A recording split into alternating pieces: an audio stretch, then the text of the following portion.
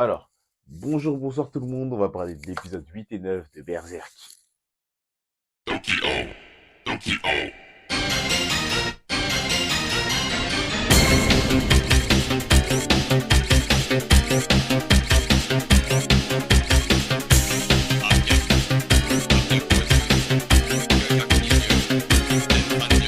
Alors, juste avant de parler des épisodes 8 et 9 de Berserk, j'aimerais vous dire de vous abonner et de m'aider à améliorer mes vidéos en laissant un commentaire, en donnant votre avis, en me disant ce qui est bon et ce qui est mauvais.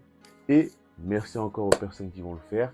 Donc maintenant, passons à l'épisode 8. Épisode 8, on suit le combat de Griffith et Guts, qui termine par une victoire de Guts. Alors, sans être étonné, bien sûr, on a peut-être qu'ils ont été étonnés, mais c'est pas étonnant vu que Guts, c'est quelqu'un qui va toujours, il est toujours en première ligne.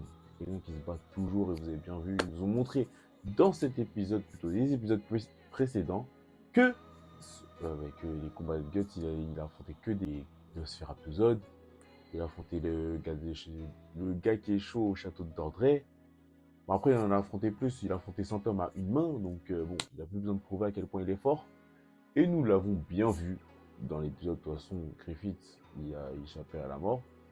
Il a couché avec la princesse. Mais quand il est parti coucher avec la princesse, il est rentré dans le château en infraction alors qu'on n'a pas le droit. En sortant du château le lendemain, il se fait attraper. Alors, les gardes l'ont trouvé et le roi l'emmène chez un tortionnaire. Et chez le tortionnaire, le roi le fouette. Ah, il le fouette vraiment. Et je pense que c'est une nouvelle scène. Mais je pense que c'est une nouvelle scène où Griffith avoue au roi que oui, parce que dans les scans c'est mieux fait, je trouve. Dans les scans, ils nous montrent que voilà, ils nous ont pas montré, mais que voilà, le roi veut pas marier sa fille.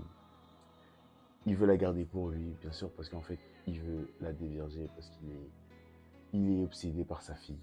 Ouais, on vit dans le monde de Berserk, hein, franchement, pour ceux qui sont étonnés. Je vous invite quand même à aller voir les scans parce que les scans, c'est vraiment. Il y a plus de détails et franchement, vous allez voir à quel point le roi c'est un pervers. Donc je vous invite à aller voir les scans.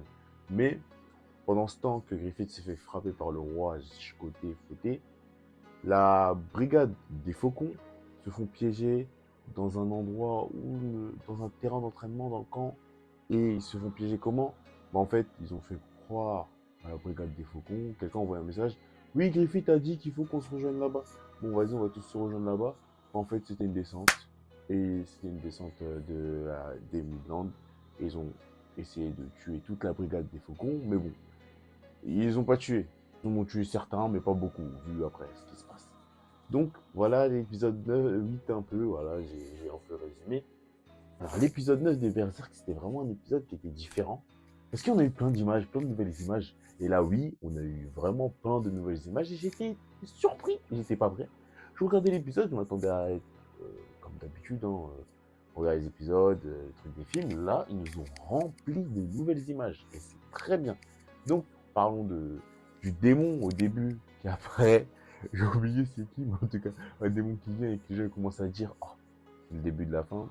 Mais il commence à dire oui, ouais, on voit des démons, ouais, c'est pas la première fois, c'est le début de la fin. Je dis, mais calme avant la tempête arrive. On voit des démons par là, Griffith qui est encore bloqué chez le torturier, torturier, vous m'avez compris. On apprend que ça fait un an qu'il est bloqué là-bas et qui est devenu tout skinny, qui est tout skinny, qui n'arrive plus à bouger. Et là, il voit apparaître des démons qui l'appellent prince. Pourquoi l'appelle-t-il prince? Parce que la tempête arrive. Vous allez comprendre dans la douleur. Mais bon, ce n'était qu'une illusion parce qu'au final, tout était dans sa tête, de ce qu'on nous montre dans l'épisode. Tout était dans sa tête. On ne sait pas si c'est réel ou pas.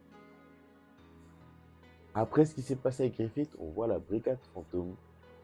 Un an après, comment ça se passe? Casca qui est devenu chef de la brigade fantôme, mais que ça va faire un an qu'ils sont en cavale et l'armée du Midland ne les lâche pas. Tous les jours, ils se battent. On voit que c'est la galère, c'est la mort et que la tempête arrive. Mais d'un coup, pendant que Judo parle à Casca pour savoir comment fuir et que les hommes ne vont pas réussir, et un Kushan attaque la brigade des faucons. Il est tout seul. Hein. Il est tout seul, il te rétame la brigade des faucons un peu. Il affronte Casca, on assiste à une belle animation, c'était beau. Et bien sûr, c'est des nouvelles images inédites. Je pense pas que ça a été dans les films, je m'en souviens pas. Si ça a été dans les films, dites-moi dans les commentaires. Casca a failli se faire tuer. En plus, c'était vraiment un très beau combat, hein. Et Guts arrive, il sauve Casca, voilà. Il la sauve, il affronte le Kushan avec, franchement, un très très beau combat. Bref, très très beau combat en 3D, 2D, ça va. Ça va, voilà.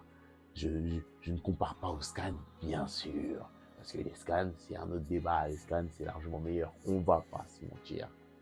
Je vais pas dire là, non, je dis c'est beau. Parce que voilà, quand je dis c'est beau, je compare bien sûr pas au manga. C'est bien de préciser. C'est mieux de préciser parce que, qu'est-ce que tu dis? Non, non, non. Qu'est-ce que tu racontes, les scans? On sait déjà que les gens vont venir me dire ça.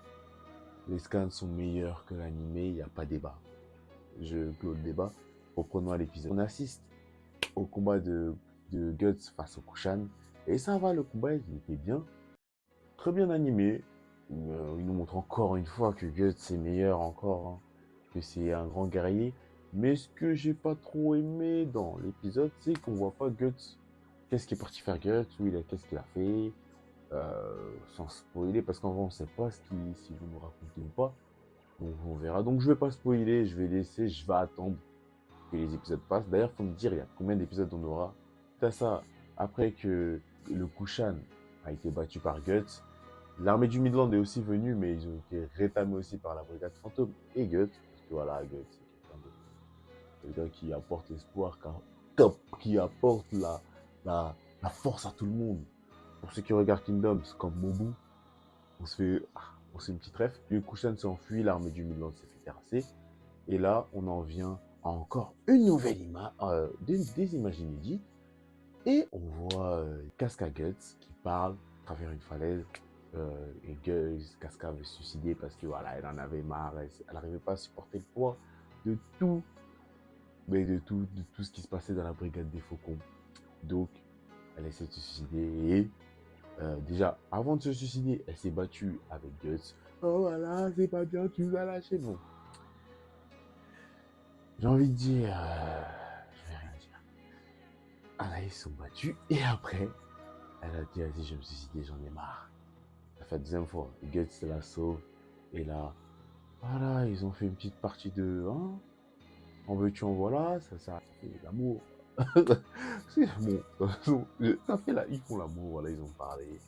Et là, Guts, pendant qu'il fait l'amour, il repense à sa jeunesse quand il s'était fait violer par euh, j'oublie comment il s'appelle. Pour ceux qui connaissent, dites-moi dans les commentaires.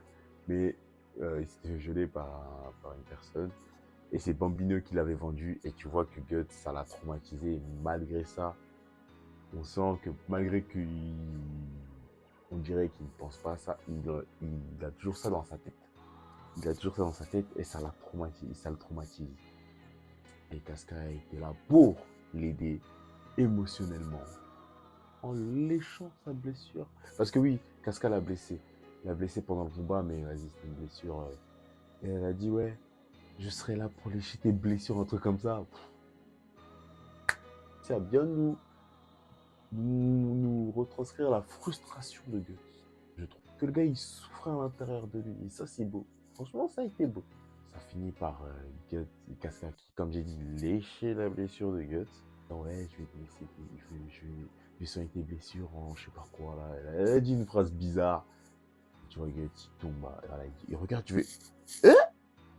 Ah ouais. Ils sont partis pour faire l'amour. Ils ont fait l'amour.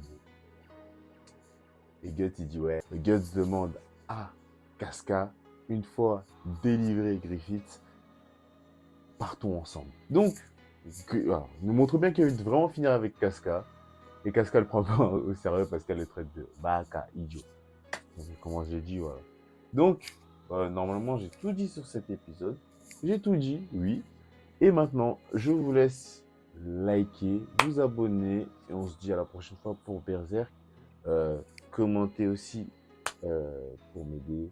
Ça m'aidera vraiment beaucoup si vous commentez et likez la vidéo. Et ça me donne de la force. Et c'est gratuit en plus, donc s'il vous plaît, faites-le. Merci. Bel esprit, on se revoit une prochaine fois.